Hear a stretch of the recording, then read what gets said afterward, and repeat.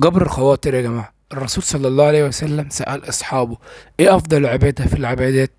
واحد قال الصلاة، والتاني قال الصوم والزكاة والحج. طب أنا بسألك أنت، إيه هي أفضل عبادة بعد العبادات المفروضة؟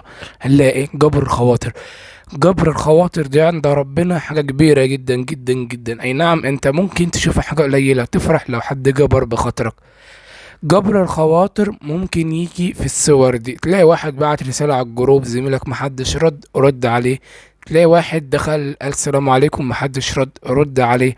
تلاقي واحد بيتكلم والناس اهملوا كلامه او مش سامعينه او مكبرين دماغهم منه ورد عليه. تلاقي امك او حد تبعك عامل اكل، زوقك حاجه ما عجبتكش، تقول والله يعني دي طعمها بصراحه، يا عم لو وحشه وما اكلتش زيها قبل كده ما تقولش دي وحشه والكلام ده، لا قول تصدق بالله انا ما اكلت في زي دي قبل كده. ما انت بتحلف صادق، انت مش بتكذب. وبعدين انت مش لو قلت طعمها حلو انت مش بتكذب او بتنافق، لا، انت بتكبر خاطر، لان انت ما تعرفش كسر الخواطر ده عند ربنا عامل ايه. سيدنا داود قال لربنا: اين اجدك؟ قال له: تجدني عند مين؟ عند القلوب المكسورة. الواحد كسر قلبه واحد، لقينا عنده، ربنا يواسيك. ربنا يسأل ملائكته: ايه اللي مضايقك؟ ايه اللي مزعلك؟ ربنا يهون عليك. فهقول لك على حكمة: من سار بين الناس جابرا للخواطر أدركه الله في جوف المخاطر. تخيل كاتب قاعد في البيت تلاقي البيت بيولع. تخيل كاتب تبقى في مشكلة وتلاقي نفسك هتتحبس. تبقى عليك ديون وتلاقي نفسك خلاص الدنيا مقفلة في دراستك وانت مش مذاكر أي حاجة. الجامعة برضو كذلك، في الشغل الدنيا متقفلة عليك، مراتك وحماتك الدنيا متقفلة عليك. انت في البيت الدنيا متقفل عليك. يعني قصدي ان انت في ظروف صعبة جدا، مشاكل صعبة جدا، تلاقي الحل ازاي؟ بجبر الخواطر. انا بقول لك: من سار بين الناس جابر للخواطر ربنا سبحانه وتعالى يدركه فين؟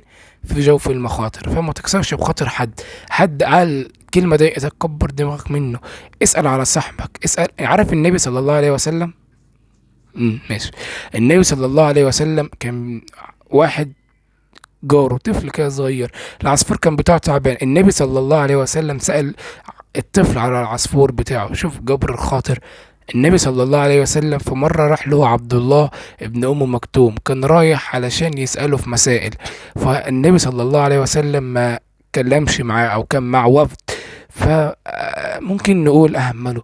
الله سبحانه وتعالى عشان يجبر بخاطر الراجل الضرير ده أنزل آية، سورة تتلى ليوم القيامة: عبس وتولى أن جاءه الأعمى وما يدريك لعله يزكى أو يذكر فتنفعه الذكرى. شوف النبي صلى الله عليه وسلم، مع انه ما اللي هو برضو النبي ما يغلطش، بس ربنا ما حبش ان الراجل ده يتكسر بخاطره. ونموذج اخير: لما السيدة خديجة و ابو طالب عم النبي صلى الله عليه وسلم اتوفوا، النبي راح الطائف يدعوهم، ضربوه بالحجارة وزعقوا له، كلموه بطريقة مش كويسة لحد الدم ما نزل من وشه لحد رجله، ونزل له ملك الجبال وقال له: أمرتني أجعل عليها سافلها. النبي قال: لعل يخرج من أصلابهم ناس مؤمنة.